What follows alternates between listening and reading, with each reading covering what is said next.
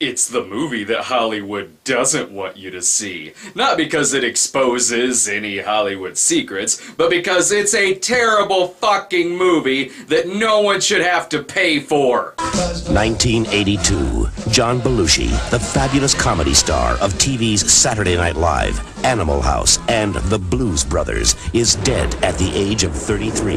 It's not just a story about the man, it's a story about America.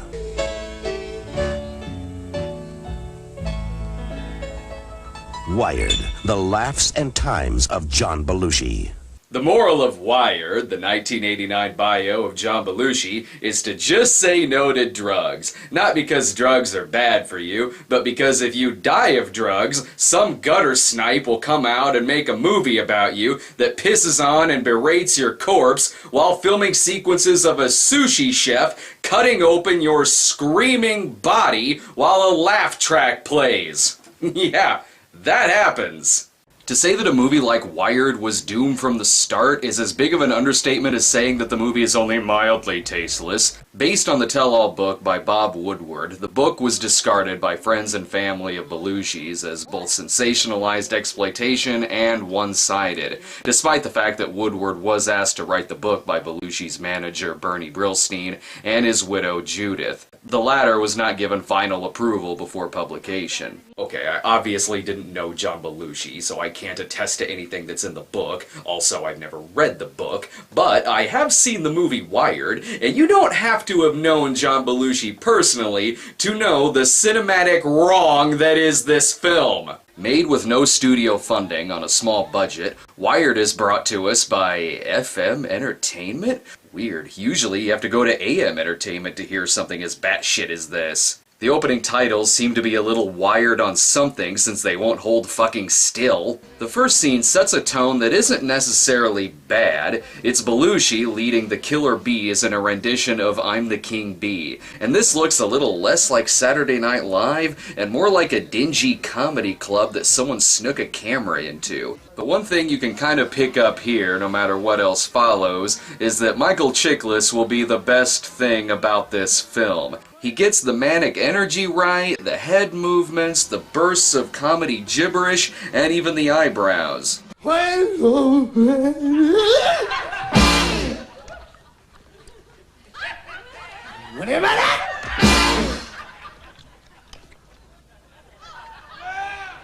There are a lot of things that are so wrong with Wired. Michael Chiklis isn't one of them. Throughout this, you're waiting for the movie to go south, and believe me, it happens within seconds. You know we should get for this movie? John Belushi. Leo, he's dead. I mean, I know everybody's made lousy movies. I mean, who hasn't made a stiff now and then? Leo, you don't seem to understand me. John Belushi is really dead. Okay, who is that talking, and why is the news of John Belushi's death being handled like a vaudeville routine? Spoiler, I guess? I suppose this lingering shot of Belushi's corpse, with the lightning in the background, should symbolize that no matter how great the talent, no matter how larger than life you are, it could all be taken away in a flash of light.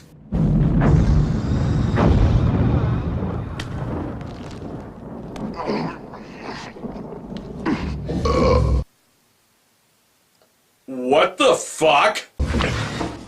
Where the hell am I?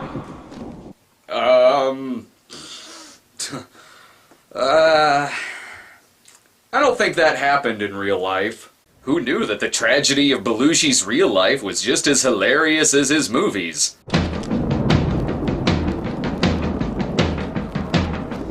Hey baby, won't you take a chance? Say that you'll let me have this dance. Listen.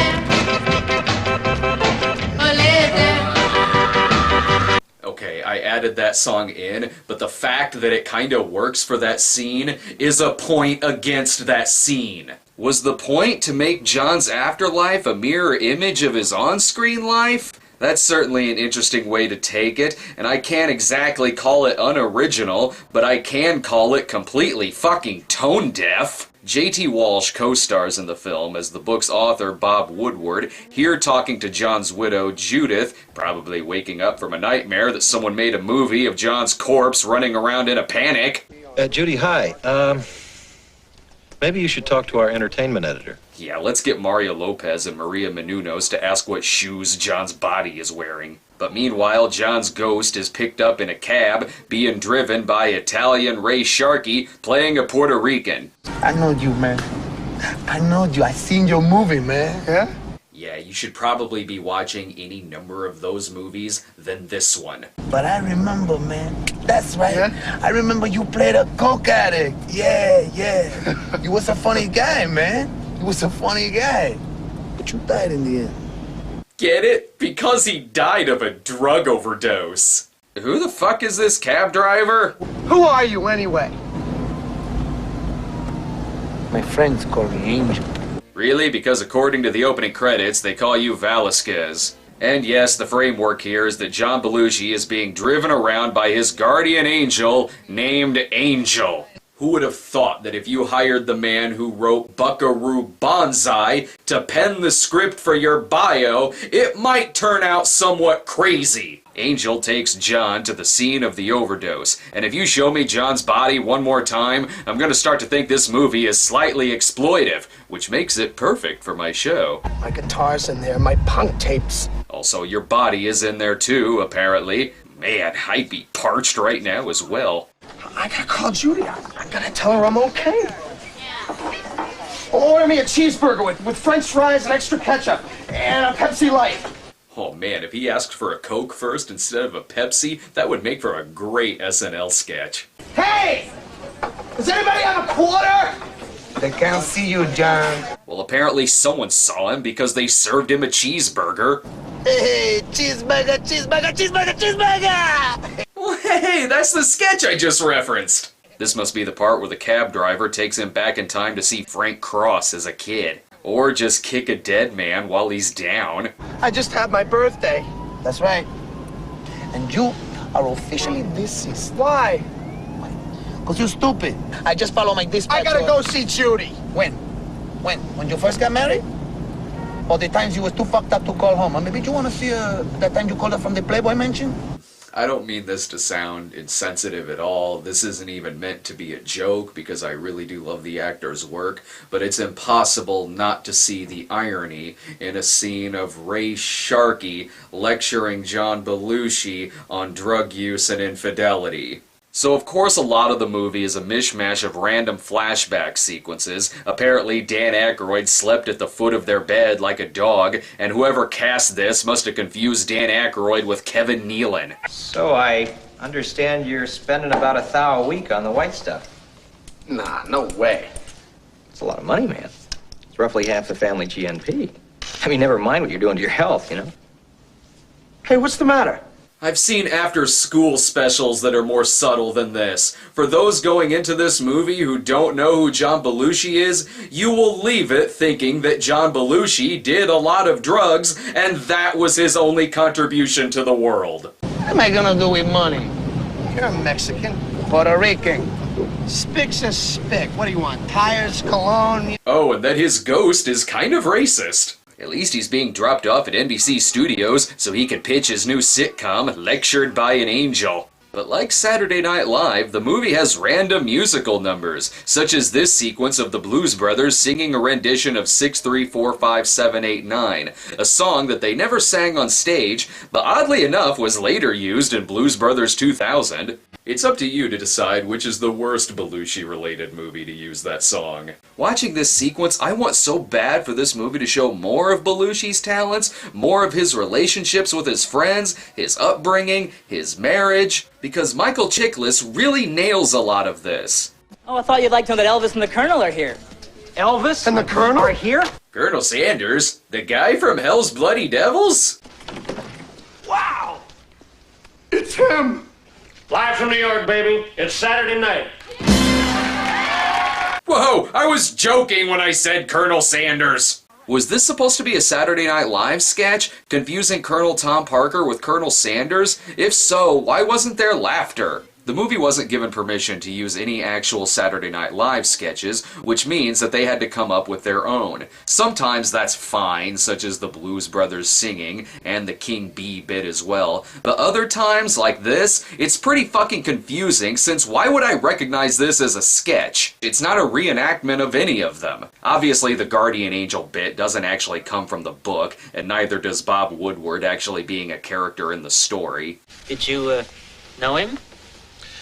No, he graduated in '67, 6 years after me. But Judy says he used to do me. What? And an even bigger what is that Woodward actually served as an advisor on the film. Ah, yeah, sure, add a Puerto Rican cab driver named Angel. That's what my book was missing. And let's make up a sketch where Belushi plays Bob Woodward opposite the Coneheads. You, come most carefully upon the hour. I have a deadline. Long live the king. Oh, why, thank you. I appreciate that. 'Tis bitter cold, and why, I'm sick at heart. Wow, I forgot that Beldar was Richard Nixon. Why, I'll kill that little commie kraut bastard if... You scratch my hiney, I'll scratch your hiney, Why did Nixon have to be a Conehead? Just because Aykroyd played both Beldar and Richard Nixon on SNL? This makes no sense! And since so many people refused to have their names used in the movie, I'm guessing this is supposed to be Lorne Michaels, and that this is supposed to be Bernie Brillstein? Aside from Belushi, his widow, Dan Aykroyd, and Kathy Smith, no one else in Belushi's life is depicted in this film, at least by name, so why even fucking make the movie? The only reason I know this is Brillstein is because of the story about John signing his contract right before going on air. Manage me and I'll sign. How can I represent somebody with mustard on his contract? Did John Belushi just breathe hot dogs or something? Oh, here's that other great sketch with Nixon and Roger Ebert. Yes, I know it's supposed to be Kissinger. Yeah, I remember seeing that on Saturday Night Live. Thanks, genius. What other show would it be from? Fridays? Any other insight you got? He had a life pattern of binges, and not just drugs, and everything. I fucking get it! Finally, 25 minutes in, we see him actually being a human being instead of a two-dimensional portrait of a drug addict. Anything, I'll do anything. Please, please kiss me. Please, I'll even marry you. What'd you say? I don't know, I've never said that before. Think of how much more effective this film would be if there were more stuff in it like this. No one is saying that you can't show the tragedy in a story about John Belushi, because that would be just flat out dishonest. But when all you're showing is the downfall, that is slightly mean-spirited. Seriously, it spends only a few minutes with John and his wife, and then goes right back into talking about drugs. There were a lot of late nights with John. Partying, staying out. Keeping him company. We did coke. Try to keep up with him? Tried to keep it under control. So basically that means that this movie is less of a bio and more of an anti-drug film, or a tale of Hollywood excess in the late 70s and early 80s? Okay, fine. Normally I can live with that. I love Less Than Zero. I love Bright Lights, Big City. But maybe lose the scenes of your subject's corpse belching over a donut? And the bizarre SNL reenactments that still come out of nowhere? Seriously, they could be placed anywhere in this film.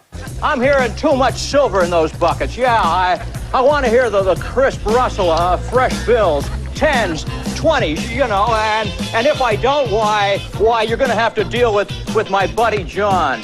Why was he doing Jimmy Stewart? Here's another moment that could give us a bigger glimpse into Belushi's past, showing John with his former bandmates, the Ravens, but the tone is ruined by Ghost Belushi and Angel fighting on the front lawn. And when did Angel come back? I thought that he disappeared earlier. The movie even tries to one-up its own extremities by not only depicting John's autopsy, but having Angel dance around like a Fred Armisen sketch, and having John be awake. Get me the hell out of here! I'm cold, it's cold! Hey, it's a morgue, compadre. What'd you expect? It gets worse. I'll begin the incision.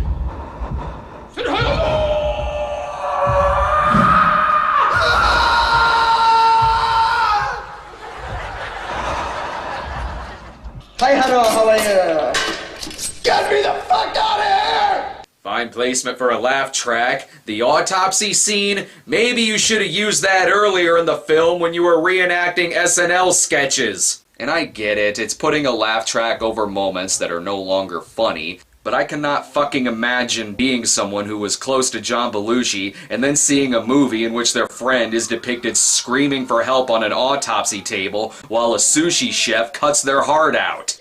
Yes, when bios are made, some of them come with a slight protest from people who were close to the subject matter. But in this case, yeah, I get it. Why would anyone who knew Belushi want any part of this? Whew, now a performance from the Brothers Blues.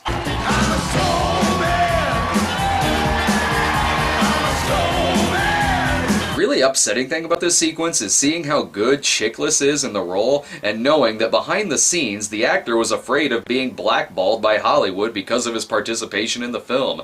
Chiklis even claimed that the movie derailed his career for nearly 2 years before finding success on The Commish and later on with The Shield. Though when you're a 25-year-old actor and your first leading role is to star as one of the most beloved comic actors of all time, who could possibly turn that down? It's not his fault it's a shit movie. Hell, Dan Aykroyd even got actor J.T. Walsh fired from Loose Cannons because of his involvement with Wired. Though an even bigger punishment would have been to just let him stay in Loose Cannons. Speaking of Aykroyd, now he just looks like Hugo Weaving as Agent Smith. I keep thinking that maybe the movie could be re-edited to take out the slapstick and PSA melodrama, because scenes of John being physical as hell on stage spliced in with scenes of him doing drugs to keep him going sort of work, but then they're followed by stuff like this.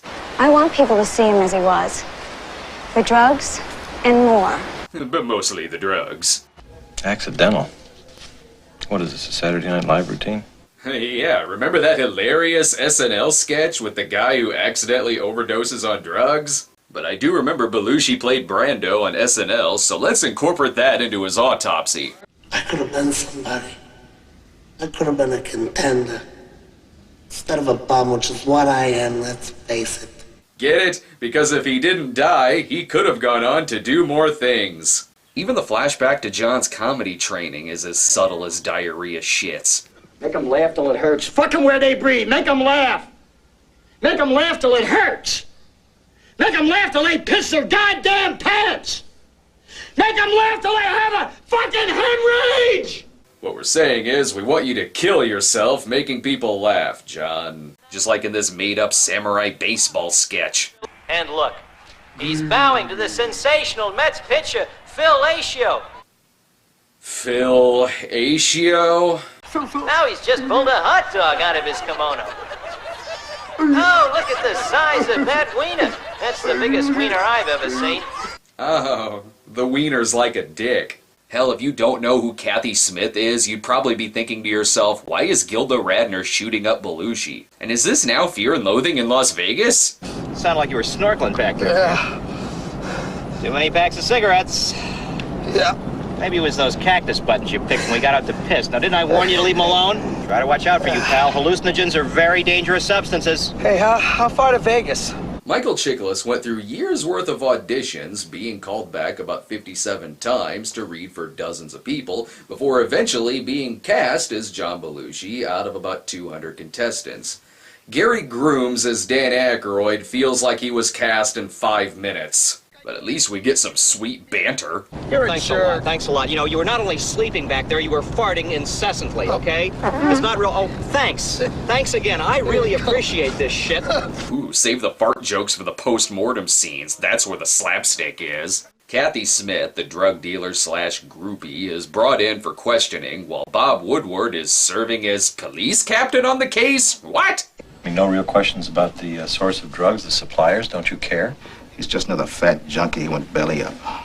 Fucking tell us how you really feel. But this Kathy Smith sequence is well acted, it's well shot, and brutally honest in its portrayal of a heroin junkie. And guess what the follow-up scene is? Hey, that's Arnie!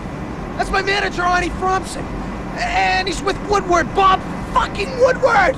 Ghost John and Angel yelling at Bob Woodward in the next car over. He gonna do for you what he did for Nixon. Nixon? Gonna call the book Wired. Gonna trash your good name, Himo, from here to... I'm fucked. And that's just talking about the book. You don't even want to tell them what the movie will be like. Another thing that sort of works if you take out the slapstick is the impending aura of gloom and doom when you see this almost zombie-like, darkly lit audience laughing in unison at a muted reenactment from Animal House. And again, John being incredibly blasé about the drugs he takes in order to keep up his strength. But it's a little repetitive when it's nothing more than people yelling at him about the dangers of drugs. You're killing yourself. Don't do this to me, John. Don't do this to Judy. Don't do this to yourself. Plus, I had no idea that the unnamed John Landis was a dead ringer for a sleazy Miami Vice pornographer.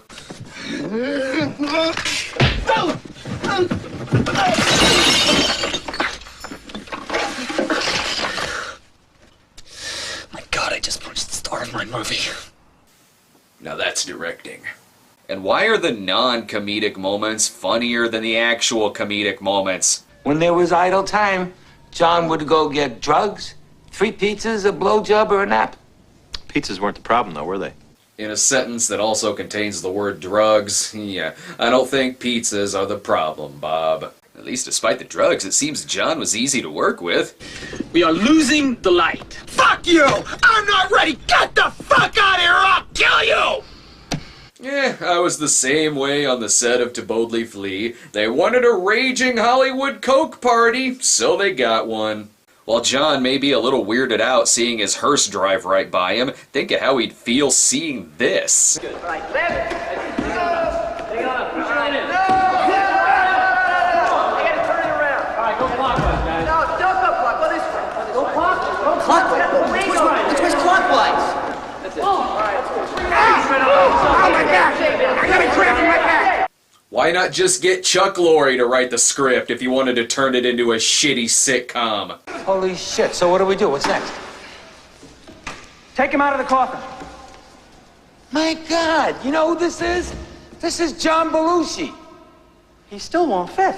Better yet, why not get Jonathan Silverman and Andrew McCarthy in here to carry the corpse around on a beach for a couple of days? What, are you serious? Are you fucking serious? I was kidding. Arnie? Arnie?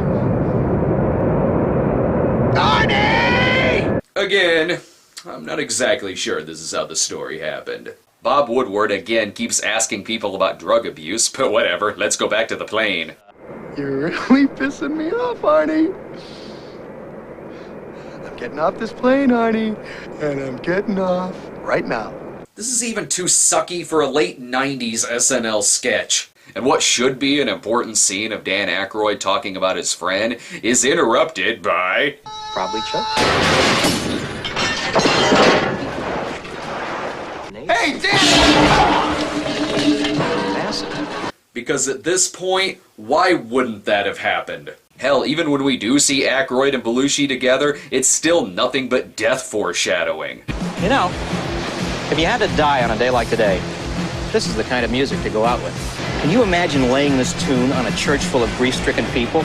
Or better yet, show him a movie where John's corpse crashes through the roof of a building and curses out his biographer. I'll get you, Woodward, if it's the last thing I ever do! Wait a minute, I know this house. Either Bob Woodward is asking more questions about drugs, or he's warning them of an impending dog attack. Nope, it's about drugs.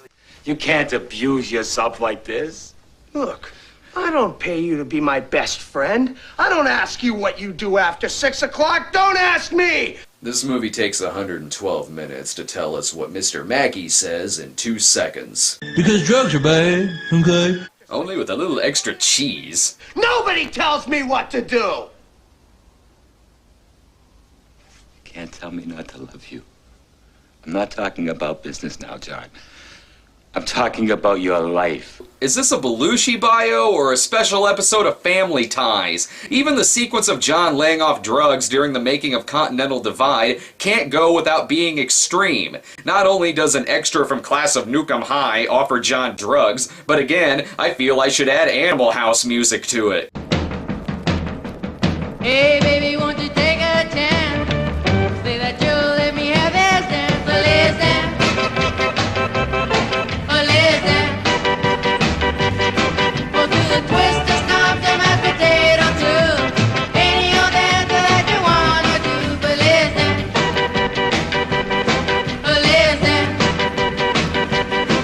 And in a movie where John's ghost is being led around by a guardian angel lecturing him about drugs, I don't know why it feels it still needs to foreshadow that he died. Even all of that aside, the movie has zero structure to speak of. It jumps around so many goddamn times that what happens 90 minutes in could have easily happened 10 minutes in. In fact, some sequences should have happened earlier. Maybe this introduction to Kathy Smith and how she met John should have come an hour ago when we first saw her. Oh, sorry, I'm too busy being confused by the random appearance of an actor playing Don Novello. I'm writing a screenplay called Noble Rot with my co-screenwriter, Tom Perino. You might have heard of him from Saturday Night Live. Oh, my mistake. They couldn't use Don's real name, so that just leaves the audience to scratch their heads and say, who? And since they're tired of making up SNL sketches, why not just reenact earlier sequences from the film? First of all, do you smoke? 3 packs a day. Uh-huh. Yeah, terrible habit, believe me, terrible habit. Tootski? Oh, it's my main habit. I snort daily. Uh-huh. Anything else I should know about? Anything I shouldn't know about? It's true, though. I knew that earlier scene would be hilarious if they just simply added a Groucho Marx impression. Needless to say, the last act of the movie mostly takes place in John's death room. This is where he died. Okay, creepy. Here's the bathroom, the kitchen, and this is the living room. I'm sorry, are you selling him the place now? This should definitely be the most disturbing sequence in the film, but why the fuck is it spliced in with John and Angel having a competition on a Blues Brothers pinball machine, where if John wins, he gets to go home? And holy crap, if Bob Woodward was there the entire time, why didn't he put a stop to this? But there are some really moody shots here that feel like something straight out of Sid and Nancy.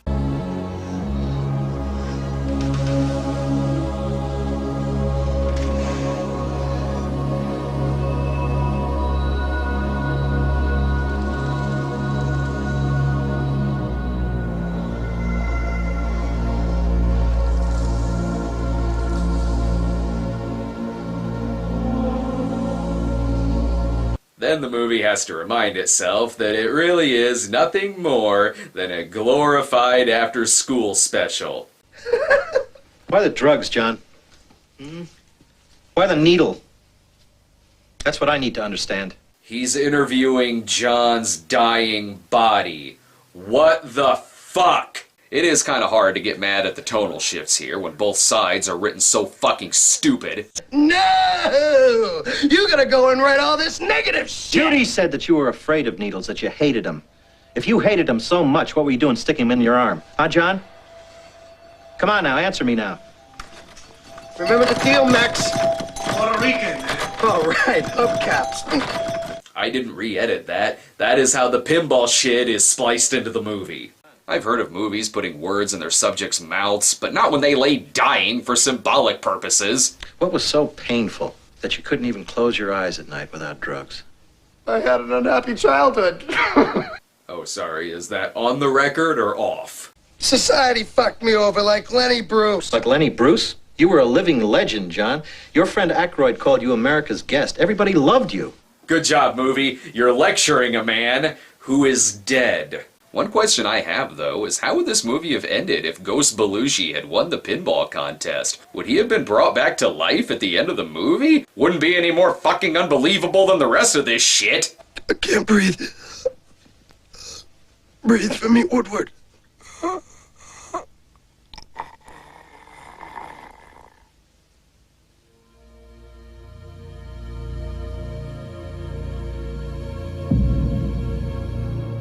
I'm gonna have to check my sources, but I don't think that John Belushi's dying words were "breathe for me, Woodward." Maybe that's the movie's way of telling us that John gave his blessing on this biography, seconds before he died. The movie ends with John as Joe Cocker singing a rendition of "You Are So Beautiful," but he acts slightly more like the handyman character from In Living Color. Again, this is a scene that could have gone anywhere in the film.